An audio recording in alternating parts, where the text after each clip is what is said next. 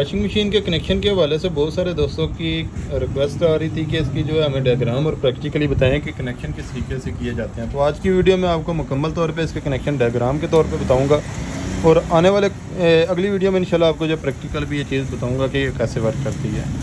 तो सबसे पहले तो आपको पता है कि वॉशिंग मशीन में एक मोटर का इस्तेमाल किया जाता है जिसके अंदर से 3 किस्म की तारें निकल रही होती हैं। तो सबसे पहले हम एक मोटर को ड्रा कर लेते हैं और ये हमारी मोटर आ गई, ठीक है। तो ये हमने एक मोटर ड्रा कर ली है और मोटर को जो है हम एम से नाम दे देते हैं कि ये हमारी मोटर है। और इसके अंदर से 3 मुख्तलिफ़ किस्म की तारें निकलती हैं जो कि एक अलहदा रंग की होती है, बाकी 2 अलहदा रंग की होती हैं। तो मैं इसको जो है 2 जो है एक जैसे कलर को डिज़ाइन कर लेता हूँ, एक इस तरह डिज़ाइन कर लेते हैं। अब ये जो मोटर होती है इसमें ये जो रेड कलर की तार है ये हमारी जो कॉमन वायर होती है जो कि अलहदा रंग में होती है, और बाकी जो 2 सेम कलर की तारें होती हैं वो हमारी जो है मोटर की तारें होती हैं, कैपेसिटर की तारें होती हैं, सॉरी।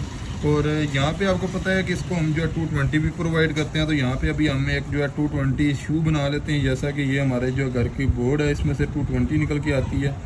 और इसके अंदर से भी 2 मुख्तलिफ़ किस्म की तारें निकल के आती हैं जो कि इस वॉशिंग मशीन के अंदर आती हैं। तो इसमें ग़ालिबन एक रेड कलर की तार आप कंसीडर कर लें, एक ब्लैक कलर की तार कंसीडर कर लें। तो हम क्या करते हैं कि कोई सी भी एक तार ले लेते हैं, इसको जो है मोटर की कॉमन वायर के साथ अटैच कर देते हैं।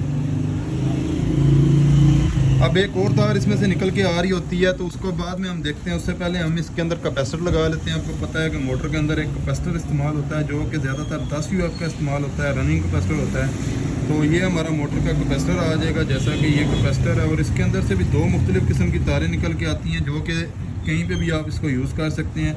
तो हम ये करते हैं कि 2 तारें जो है कैपेसिटर से निकल के आ रही हैं, ये मोटर के दोनों कैपेसिटर पॉइंट पर लगा देते हैं। जैसा कि रनिंग और स्टार्टिंग वाइंडिंग होती है तो यहाँ पे इस तरीके से आ जाता है।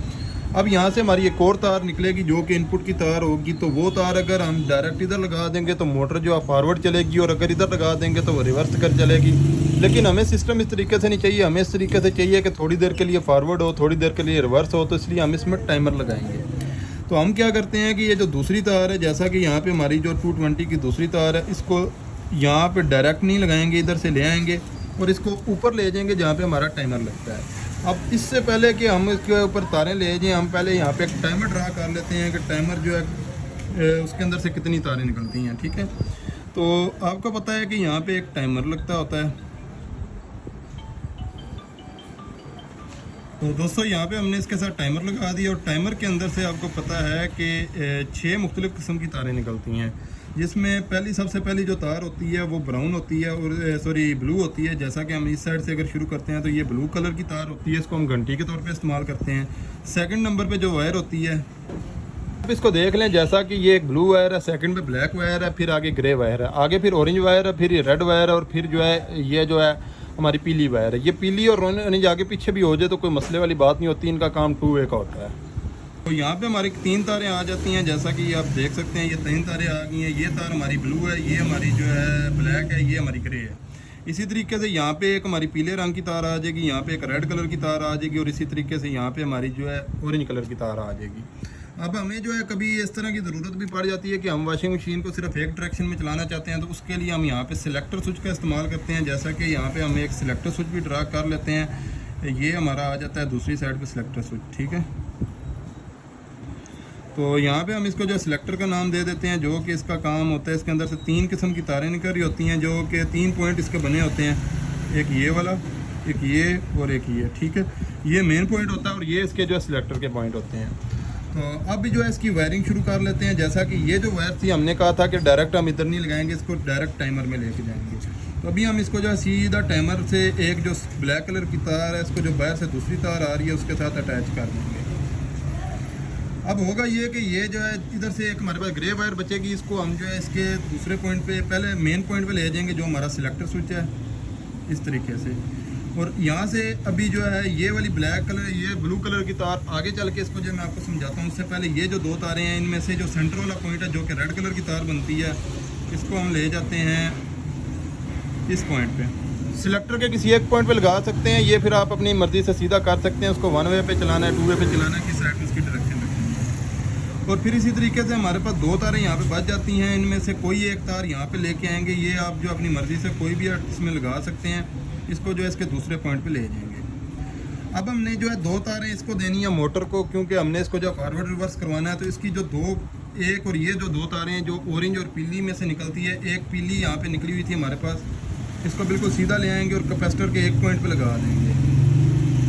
और इसी तरीके से ये जो दूसरी तार है यहाँ से हम इसको भी ले आएंगे, इसको जो है दूसरे पॉइंट पे लगा देंगे, इस वाले पॉइंट पे, ठीक है।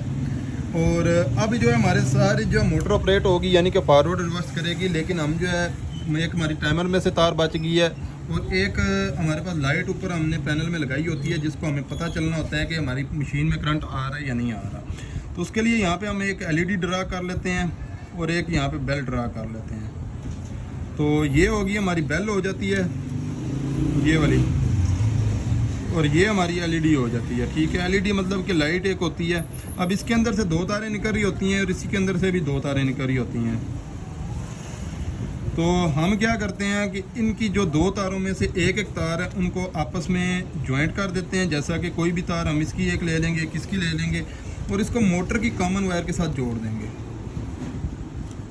अब हमारे पास 2 तारें इसकी बच गई हैं। अब ये जो वायर है, जैसा कि ये दूसरी तार हमारे पास बच गई है, इसको हम टाइमर के ये जो दूसरी जो वायर से तार आ रही है उसके साथ जोड़ देंगे, ठीक है। इसको हम यहाँ पे डायरेक्ट भी ले जा सकते हैं, या जहाँ से भी हमारी ये जो तार गुजर रही है उसके साथ जोड़ देंगे। अब हमारे पास एक टाइमर में पॉइंट बच गया और एक बेल में से बच गया। तो हम क्या करेंगे कि ये जो ब्लू कलर की तार है ये बेल की दूसरे पॉइंट पर लगा देंगे, तो हमारा जो है मुकम्मल तौर पर वॉशिंग मशीन के कनेक्शन हो जाएंगे। तो दोस्तों, आपको ये वीडियो कैसी लगी है कमेंट सेक्शन में लाजमी बता के जाइएगा। आपको ये मुकाद की समझ आई है तो आप इस वीडियो को लाइक कमेंट और शेयर करना मत भूलिएगा। बाकी मज़ीद जो है इसके ऊपर प्रैक्टिकल वीडियो इंशाल्लाह जल्द इसी चैनल पे आपको मिल जाएगी। उसके लिए मेरे चैनल को अभी से फॉलो कर लें। अपना बहुत सारा ख्याल रखिएगा, दुआ में रखिएगा। वीडियो को लाइक कमेंट और शेयर करना मत भूलिएगा। अल्लाह हाफ़िज़।